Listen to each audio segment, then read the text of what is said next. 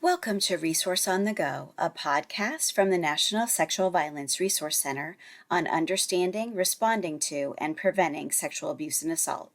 I'm Sally Laskey, NSVRC's Evaluation Coordinator.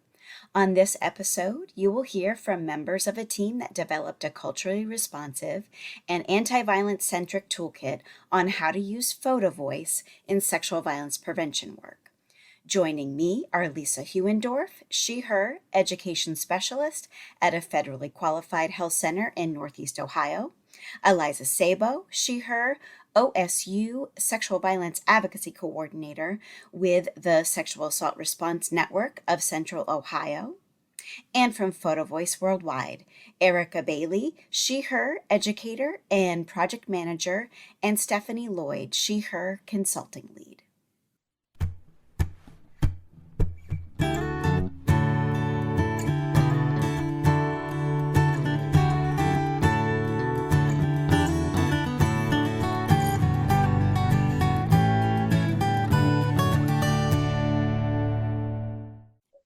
Welcome to Resource on the Go. I'm so excited to have all of you here today and talk about one of my favorite topics, PhotoVoice. To get us started, I wanted to just see if you could introduce yourselves to our listeners. And Lisa, could you start us off?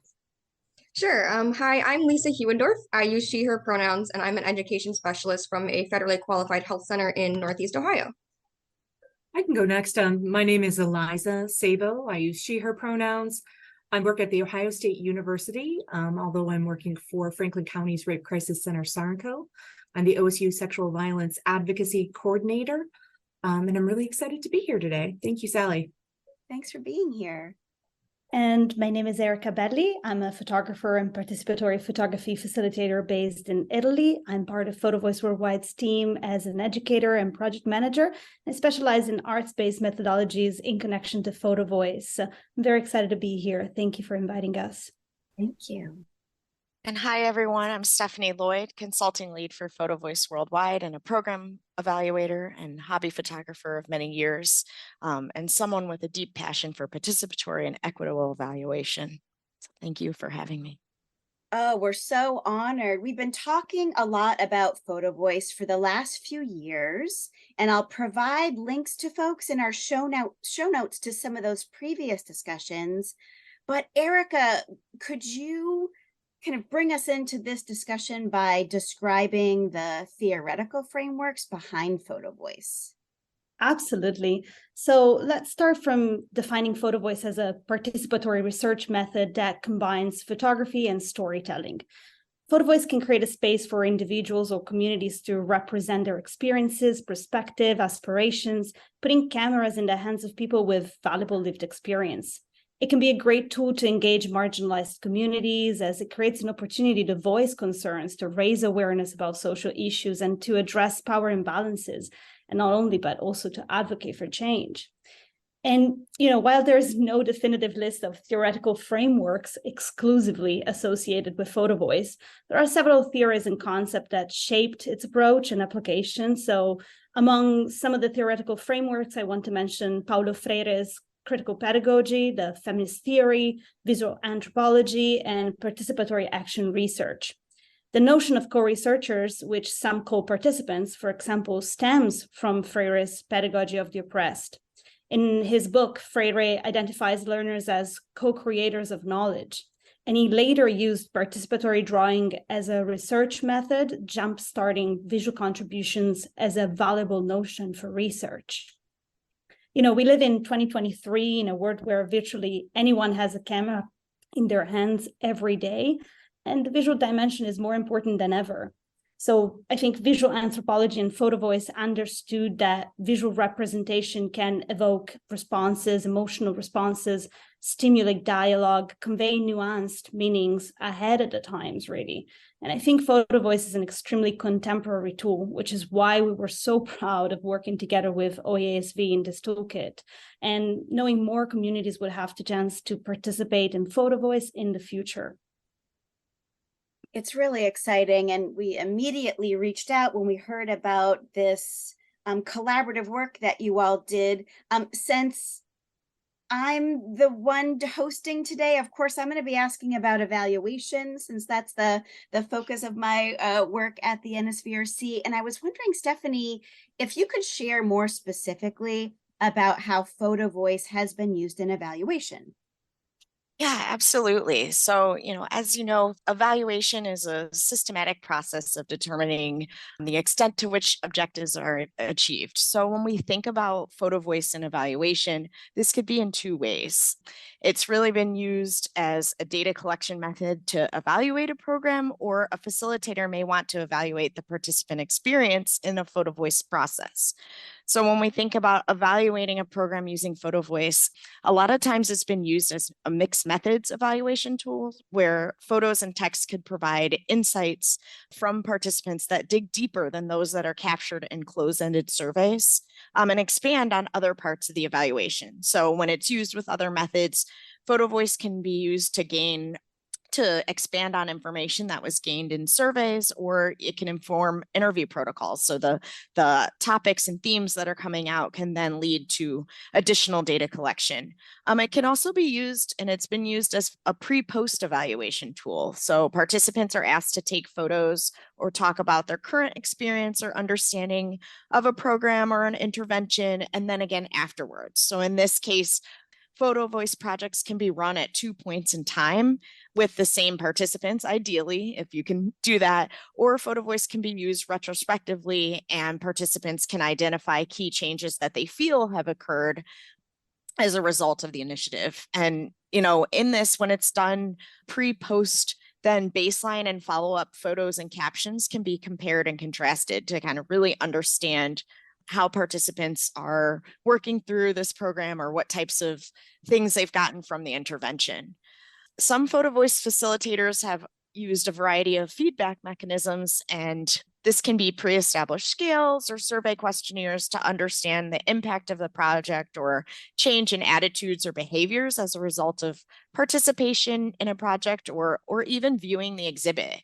So for one project we consulted on, we asked viewers for their reactions using a 2-question survey, and we created a QR code that went right on the photo voice posters. So everyone at the event that was viewing the photo voice project was encouraged to share their thoughts about what they were seeing and what they were seeing, how they were feeling, how this resonated. And this was a way to elicit community feedback on the project.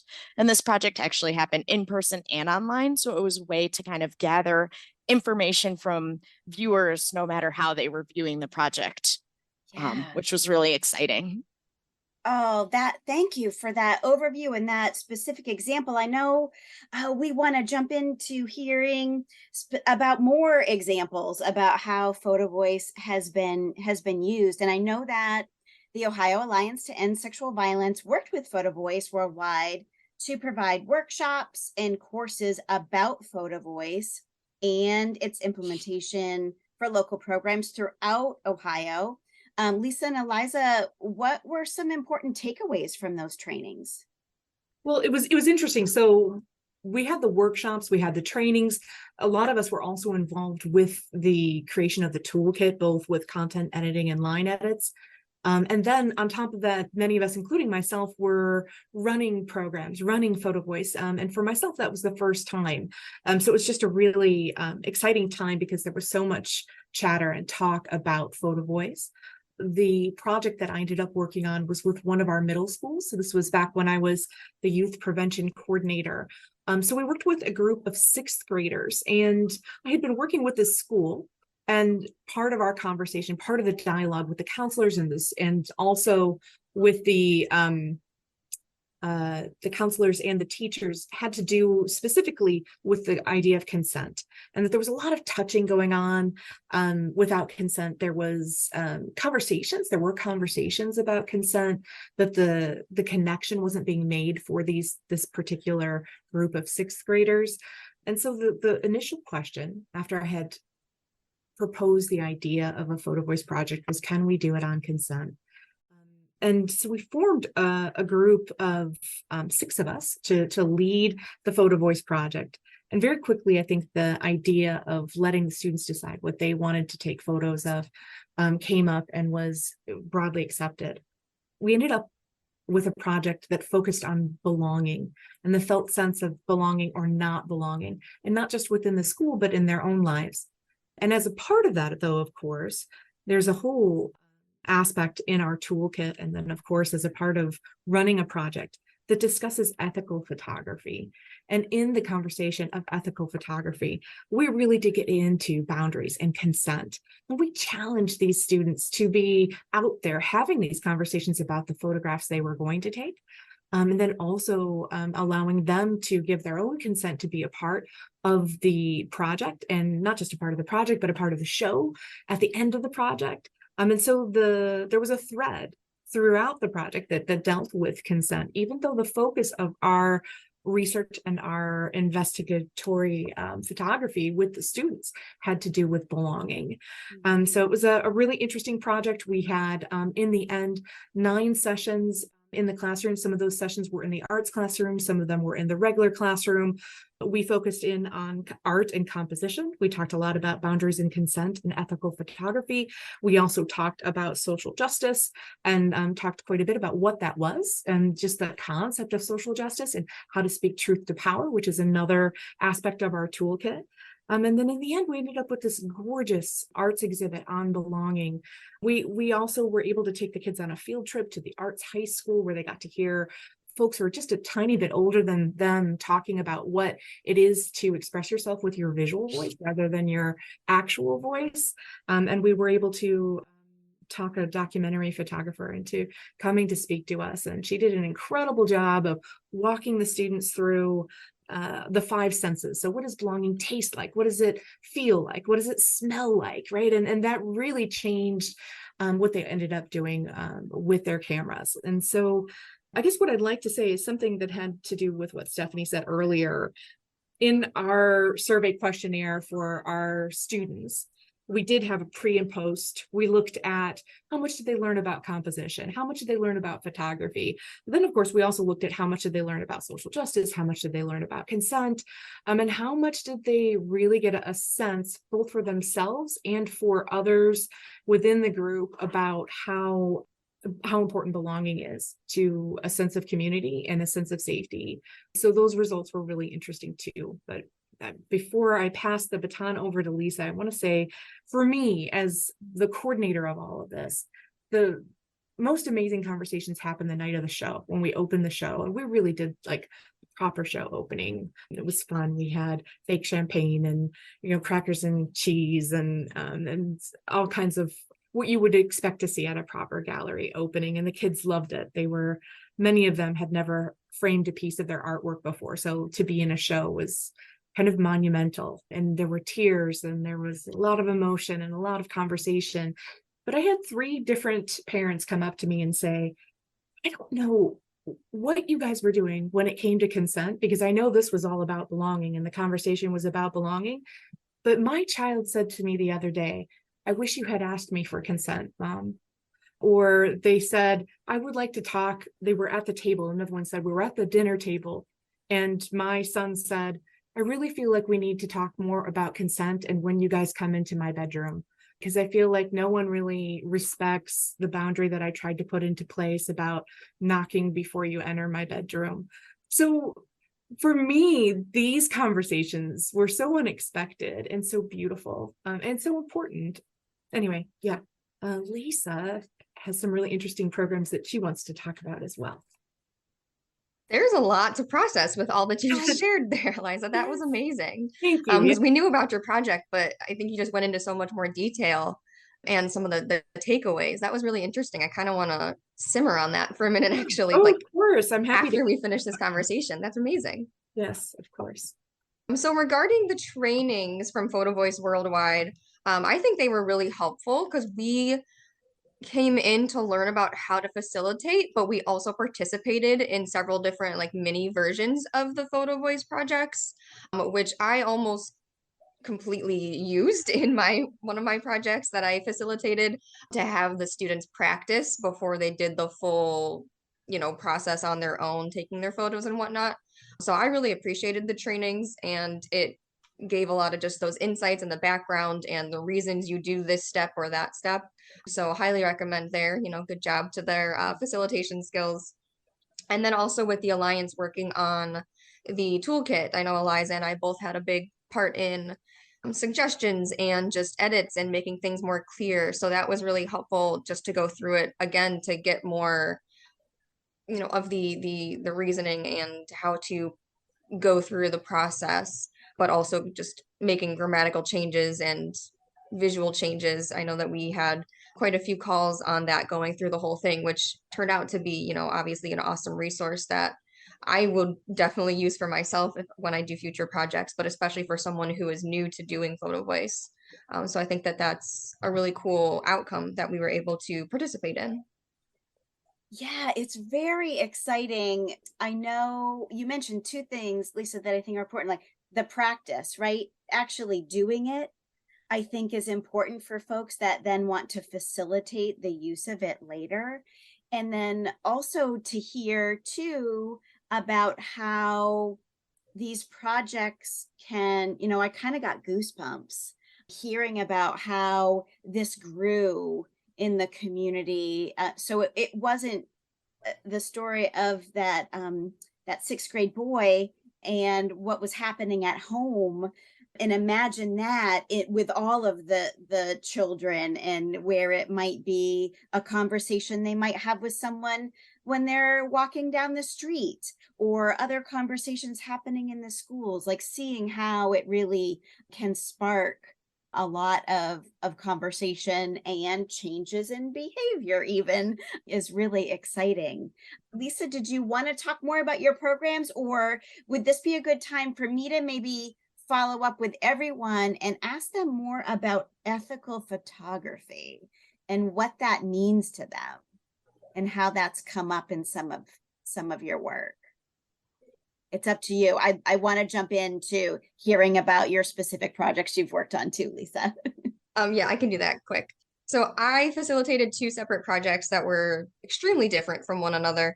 So the first one I did was actually with elementary school students, the youngest actually being 6 up to I think 12-ish years old.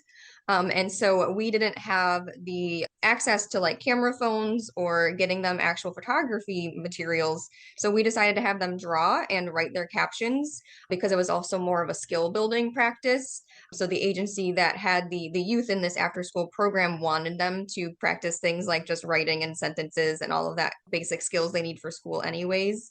So we focused on feelings and coping skills.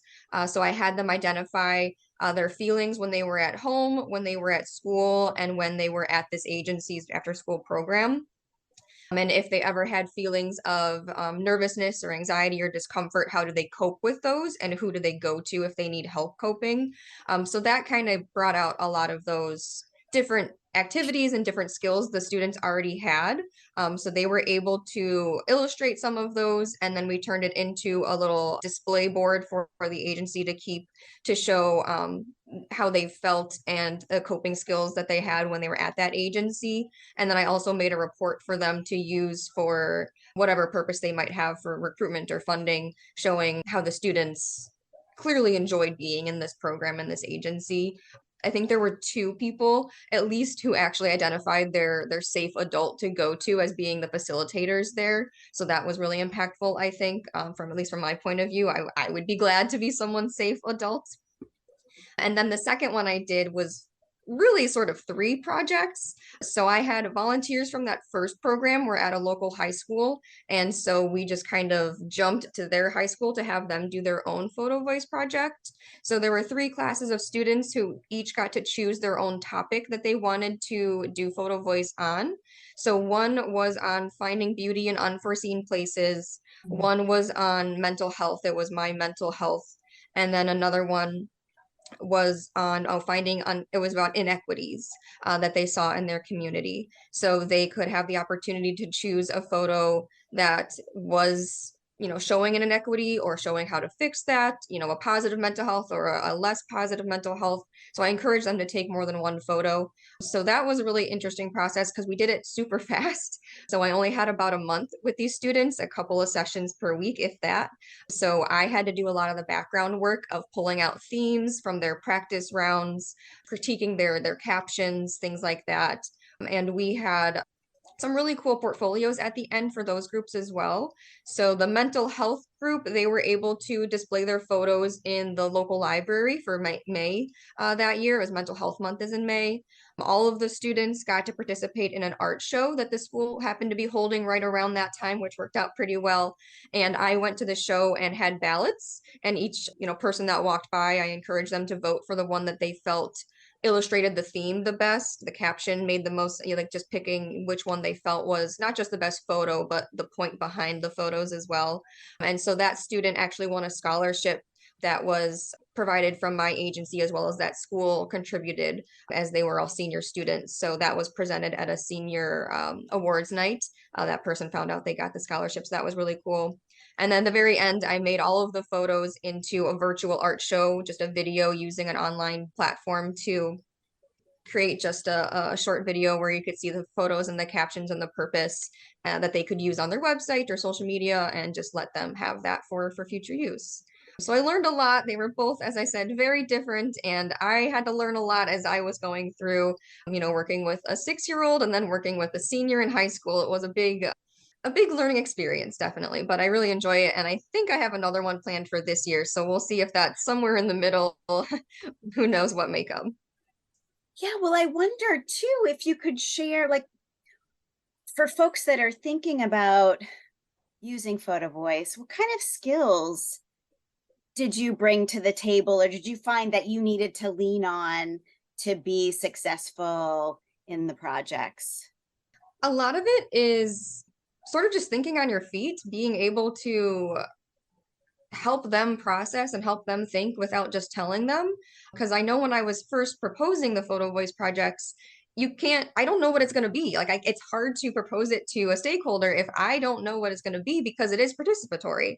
So the participants are the ones that should be picking what they want their topic to be. Like Eliza said, you wanted to talk about consent, but they want to talk about belonging. So how can we kind of mix those together?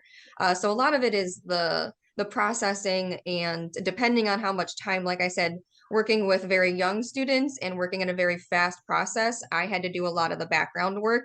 So I would love to have a longer or more time spent with them in the future to let them do that critical thinking of, like, well, what does this mean? Does this really connect to the theme of the prompt or the question that you're asking them?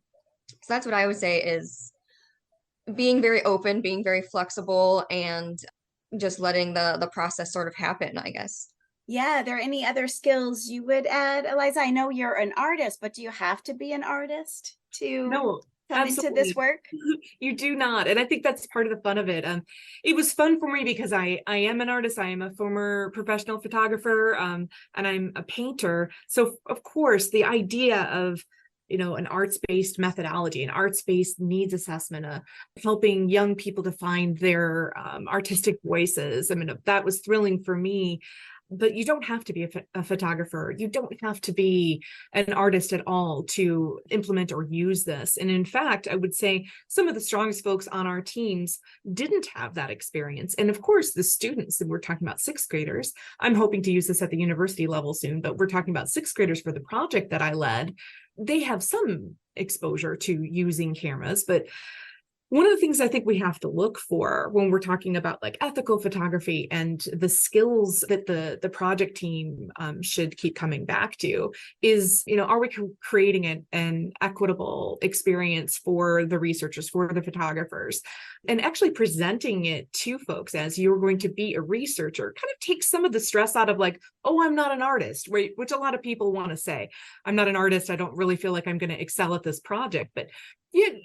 Being a photographer is a part of it, but being a researcher is really a part of it too. And so some of the students leaned into the idea, I'm a researcher. Some of them leaned into the idea, I'm a photographer. But when we talk about equity, I wanted them to have the same amount of enthusiasm and excitement, if we could, for the project. And I think we got there by kind of presenting it in those two different ways. But also, some of these students don't yet have cell phones at that age, or they have very limited use to it. There are a lot of people with older cell phones. Cell phones weren't going to work for us. They weren't going to work for us, not in a way that felt comfortable or correct. And so what we decided to do instead was to use disposable cameras, and we used black and white disposable cameras to kind of really just level that playing field for everyone.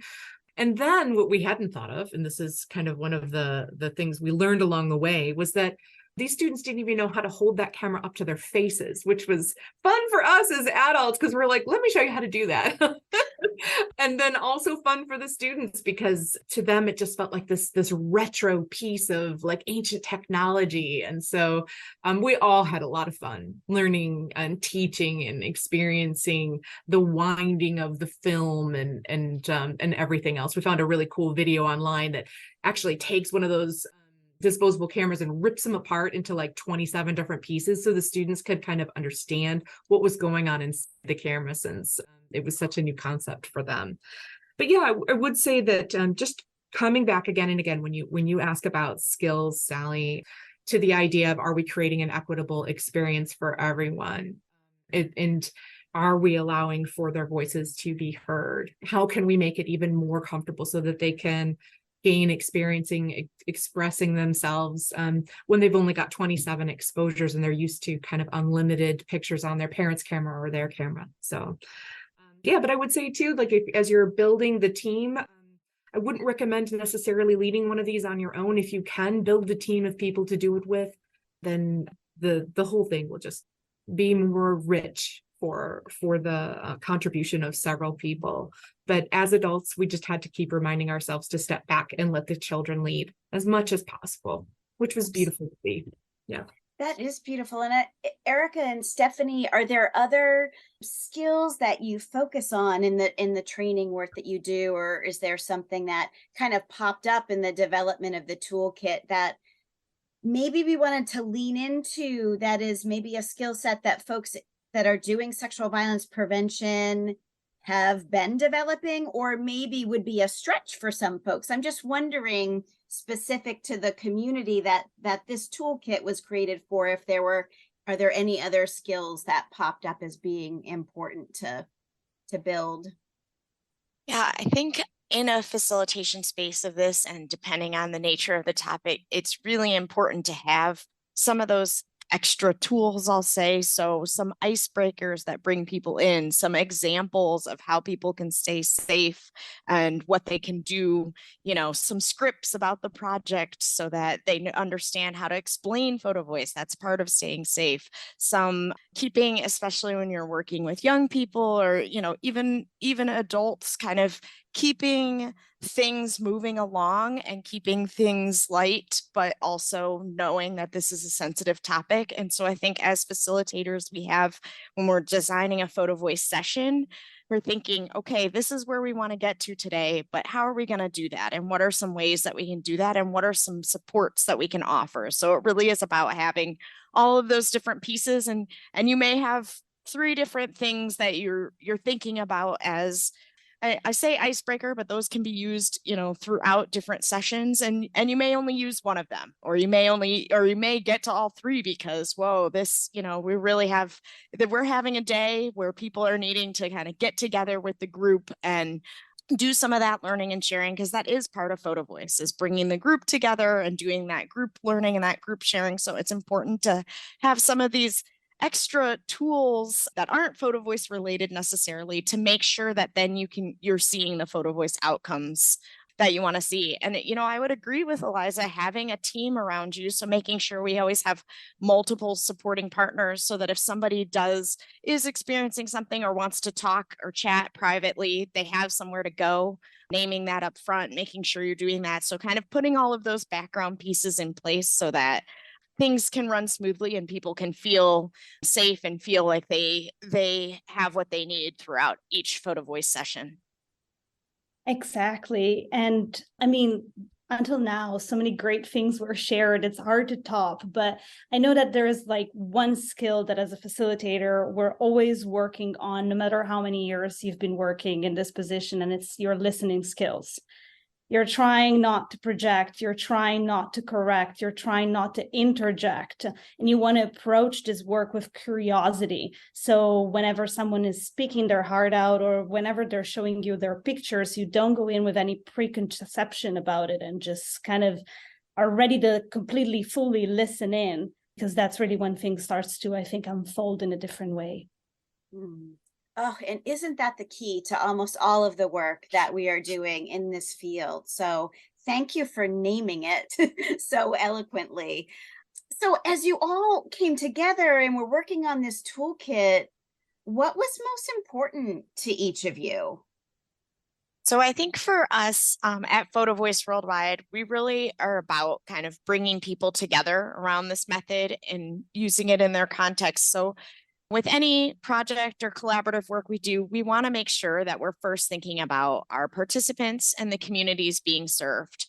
And it was really important to us that this was a fully collaborative process so that we developed the toolkit with our partners and not for them, and to create something usable. So we wanted this toolkit to really inform and support people in a practical way. It's not something pretty that sits on the shelf and we did this, but it's really wanted it to be something that you can pick up. You don't know anything about PhotoVoice, or you've heard a little bit about it, but we wanted to include examples and prompts and ways to adapt the method, because we know that, you may not be working with the same group of people. So making it something that was really, really tangible and that could help people turn a theoretical idea like, oh, I might want to do a PhotoVoice project into action. Like, oh, we have something that we can run with. We have the scripts, we have the session outlines, and we are ready to, put this into action. And that was really important for us to make sure that it was something usable, that people would get something out of it. It took about a year for the whole project to come together. And earlier we were chatting briefly, and I think it's amazing that it was all done virtually too. I think that's pretty cool, over the breadth of 2 continents. But I wanted to add that Stephanie, I think we achieved that. We really did. I came in very green to the project team for the toolkit, had never been a part of a PhotoVoice project before. And so from a content point of view, my hand was raised to say, but if I've never spoken with a school about this before, how do I have that initial conversation with the stakeholders? How do I explain this? If I've never done it before too, how do they take the risk and give me their incredibly valuable time to do this experiment, to run this project? And I think our toolkit is useful for those who are very green and have never done a PhotoVoice project. And I think that, it continues to grow and evolve, and it's also useful for those who have done, but perhaps, to what Lisa was saying before, have a really different kind of PhotoVoice project that they're going to start. So yeah, I don't know. I think we did it, Stephanie. Yay. I'm happy to hear. I thought it was important too that it related back to the prevention piece, because obviously PhotoVoice can be used in many different ways, but that our field, was about prevention, and I know the Alliance was looking for it to be used in people in our similar positions. So that's something that I think I had in my mind going through that. But I also could add to what Stephanie said, that I think it is something pretty that could sit on your shelf, because we did make it very pretty. I know that was one of the focus that we all had, was it's not a report, it's not this big long like dictionary, so it is very visually appealing, so it's much easier to flow through. You're not going to have to like sit down and like torture yourself to read through it. So I did appreciate the detail that everyone put into it, especially on the design side, with making it easy to follow, easy to find what you're looking for, and it is, fun to look through, I think. Thank you. And a shout out to our graphic designer, Anya, then. I wanted to talk on this, saying that it was very important for us to also include diverse voices. So it was really built in collaboration between PhotoVoice Worldwide and OAESV. And also we ran a lit review, so we could include articles, so that we could include citation and quotes and different examples, because we know that we don't know it all. And that's what you really need to succeed, is really to be able to grab and pull from all different examples and all different people doing this work worldwide. Absolutely. And that brings up too, that going to a training, using this toolkit, doing a couple of PhotoVoice projects doesn't mean the learning's going to end, right? Because it really is context and community specific. So every experience is going to be shaped differently, implemented differently. The goals will be different. So it really is something where you can have the core skills, but then build different skills as you do the work in different communities, for sure. And I love that the visual piece, which is part of making prevention visible, right, came through in the toolkit as well. I think we've talked a lot about how you think the toolkit can help folks in the field. I was just wondering, as we kind of start to close our discussion, what tips you would give preventionists that are exploring PhotoVoice right now? I can go first, maybe. And I would say that two key aspects to consider when you're embarking in your first PhotoVoice journey are really flexibility, as Eliza was saying before, and willingness to meet your participants where they are. PhotoVoice involves a good amount of organization, which means you need to prepare things ahead of time, but you're also working with people. So you need to be ready to change your plan in a dynamic, adaptable manner, making sure that you're actually meeting your participant needs before your own. This can also mean, for example, that you might want to reconsider the themes and questions like Eliza bringing up that you have in mind for the project, and develop those more in collaboration with your community and your co-researchers. Not necessarily what you want to talk about is what they want and need to explore. So it is really important that you ask and consult with them. Any other tips? Go ahead. Yeah.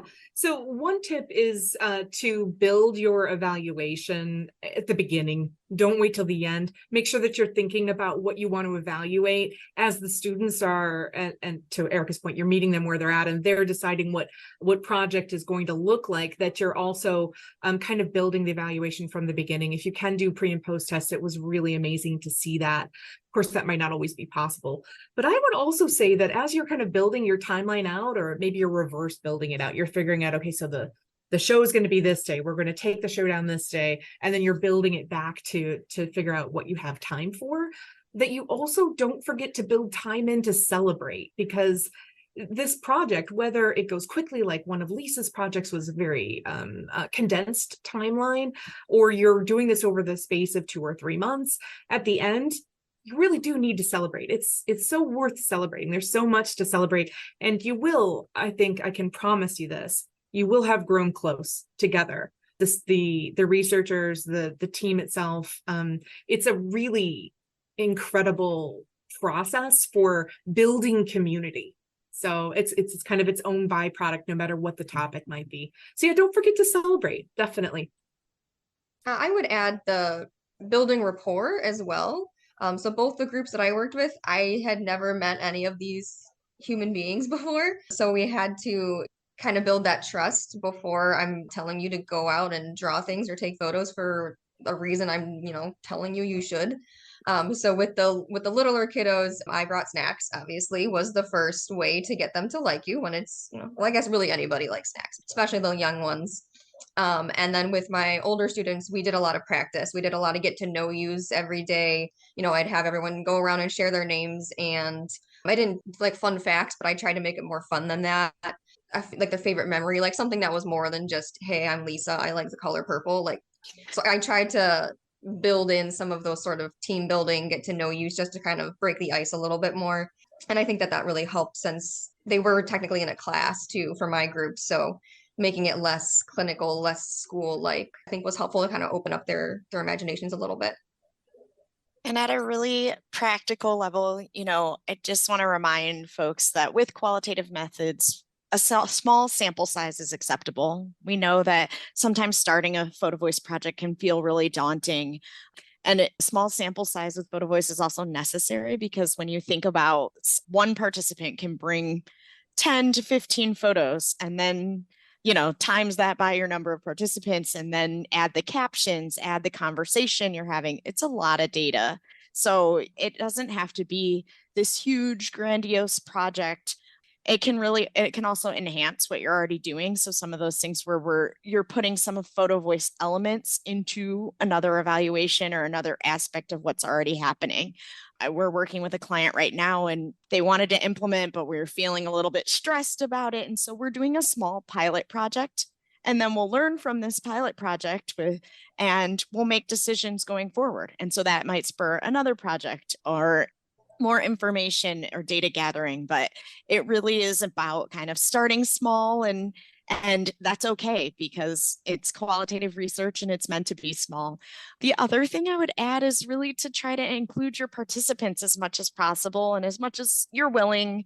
Of course, there's different contexts and different abilities for participants, but we ran a project recently where we checked in the middle, and this is with young adults, and we checked in about the photo taking prompts to see if they resonated, if there were changes that needed to be made before they kept taking photos. So this was an opportunity for them to shape the project and think about what was most important, kind of where they wanted to keep going.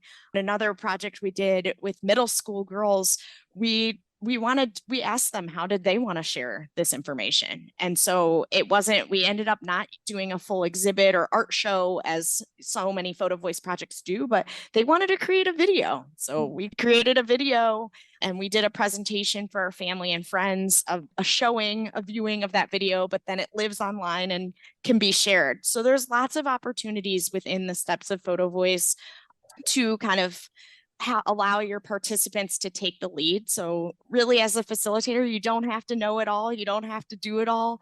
Really can get your participants involved and ask them what they want, what they want to see, what they're hoping for, and they can help you kind of shape the project and work on it with you. That is fantastic. I hope that the conversation we had today will help build curiosity of folks in the field. Thank you for putting participants at the center of your work. I want to thank you all for sharing your expertise and your leadership around this. We're really excited about the toolkit. We know that it was a lot of work and it really was a communal effort. If there's anyone else you want to give a shout out to before we say goodbye for today, I just want to give the space for you all to mention anyone else that was part of the project that you wanted to acknowledge. I would like to say a huge thank you to Sarah Ferraro at OAESV. She was just a wonderful, wonderful person to work with. Her professionalism really went above and beyond for this project. So thank you so much, Sarah. And then also wanted to mention the rest of our team that worked on this, Dr. Laura Lorenz, our co-founder, Diana Wegler, our editor, and again, Anya Puchada as our graphic designer. Thank you. I would like to thank the Ohio Department of Health and the Rape Prevention Education Grant that funded this project, as well as Ohio Health Corporation and SARNCO for their ongoing support and for giving me a job. And finally, I'd like to thank in particular Columbus Public Schools, the largest public schools system in the state of Ohio. And within that school district, so many people helped out with our project. But in particular, the teachers, the counselors, the students, and the families of Indianola Informal K through 8. So thank you for that. I appreciate you giving me the chance to say those words of gratitude. And as a point of clarification, I want to say that the students didn't vote in some sort of democratic process on the idea of belonging. But although the initial project members really wanted the project to be about consent, as we spoke more and more about this particular group of students, it became really clear that they had been in conversation for many months about the topic of belonging. So belonging is the topic that we went with for the project. Experiment with arts-based methodology. I'll give a final shout out to Leanne from the PhotoVoice Worldwide team who worked on our lit review and supported this project and really helped us pull in some of those great rich examples from the literature, which is invaluable to have in the toolkit. So, thank you. Thank you. Well, I'm gonna close and thank you all for your time. And we're gonna include additional resources, some blog posts, some other podcasts that we've done on the topic. And we just encourage folks to check it out and let us know if you have any questions or need more access to things in the Lit Review and other places. We want to be a place where folks can come to share those ideas, but also get some examples and other ideas. So thank you all so much for joining us. And I hope that we'll have more and more discussions about PhotoVoice in the future. Thank you, Sally. Thank you. Thank you so much. Thank you for having us. Thanks for listening to this episode of Resource on the Go. For more resources and information about preventing sexual assault, visit our website at nsvrc.org. Need help accessing research on this topic? Connect with us by emailing resources@nsvrc.org.